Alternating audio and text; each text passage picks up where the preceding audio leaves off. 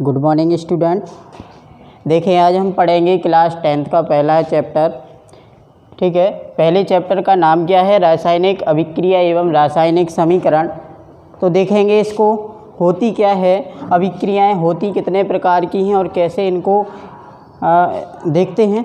चलो देखो, रासायनिक अभिक्रिया जब दो या दो से अधिक पदार्थ आपस में क्रिया करके जब नए पदार्थ का क्या करते हैं, निर्माण करते हैं, तो उसे हम क्या कहते हैं? रासायनिक अभिक्रिया कहते हैं। यानी कि जब दो या दो से अधिक पदार्थ आपस में मिलेंगे और जब क्रिया करेंगे तो क्या बनेगा? एक नया पदार्थ बनता है, तो उसे हम क्या कहते हैं? रासायनिक अभिक्रिया कहते हैं।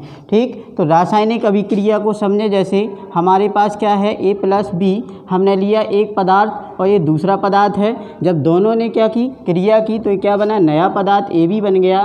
तो ये क्या हो गया? रासायनिक क्रिया हुई यहाँ पर। ठीक है, अब रासायनिक क्रिया यानी जो क्रियाएं हैं होती हैं वे दो प्रकार की। कौन कौन? एक होती भौतिक, दूसरी होती है रासायनिक। तो देखें, इसे थोड़ा समझें। तो भौतिक अभिक्रिया क्या कहलाती है?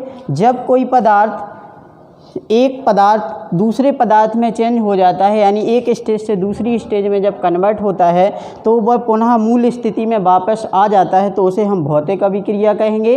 और जब रासायनिक जब कोई भी पदार्थ क्रिया करके नए पदार्थ का निर्माण करता, पुनः वो वापस अपनी मूल अवस्था में नहीं आ पाता, तो ऐसे पदार्थ को हम क्या कहते हैं? ऐसी क्रिया को हम रासायनिक अभिक्रिया कहते हैं। ठीक है, अब देखें, जैसे कि हमारे पास एग्जाम्पल के थ्रू हम समझेंगे।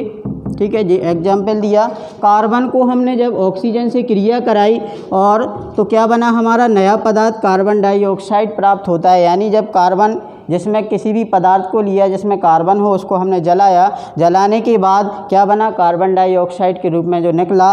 तो क्या हम कार्बन डाइऑक्साइड को पुनः कार्बन में बदल सकते हैं? यानी जैसे हमने एक लकड़ी का टुकड़ा लिया, उसको जलाया, जलेगा किसकी उपस्थिति में? ऑक्सीजन की उपस्थिति में। तो इसको जलाने पर, क्योंकि लकड़ी में क्या है? कार्बन है, इसको जब जलाया ऑक्सीजन की उपस्थिति में, तो क्या बन गया? कार्बन डाइऑक्साइड, जो क्या है? एक गैस है। तो जो अब देखो ये क्या हुई? क्या हम कार्बन डाइऑक्साइड जो गैस है, गैस से क्या लकड़ी बना सकते? नहीं बना सकते। तो इसके अकॉर्डिंग हमने देखा कि ये कैसी अभिक्रिया है? रासायनिक अभिक्रिया है। अब देखें, जो रासायनिक अभिक्रिया होती है तो हमने देखा है कि दो अभिकारक क्या, यानी कि जो एक समीकरण के द्वारा क्या किया जाता है, इनको दर्शाया जाता है।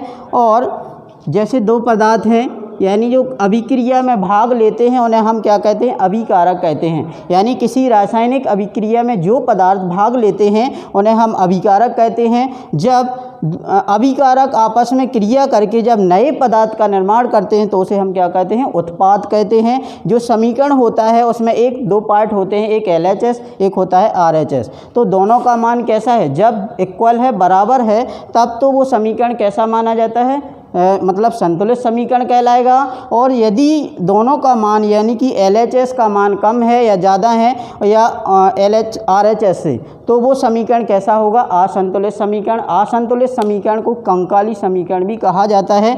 अब देखेंगे रासायनिक समीकरण क्या होता है। तो जब रासायनिक अभिक्रिया को एक समीकरण के रूप में बताना क्या कहलाता है? रासायनिक समीकरण कहलाता है। अब देखो, समीकरण क्या होता है? इसे संकेत के माध्यम से क्या करना? दर्शाना। यानी जब अभिकारक को, उत्पाद को किसी संकेत के माध्यम से क्या किया जाए? दर्शाया जाए, तो उसे हम रासायनिक समीकरण कहते हैं।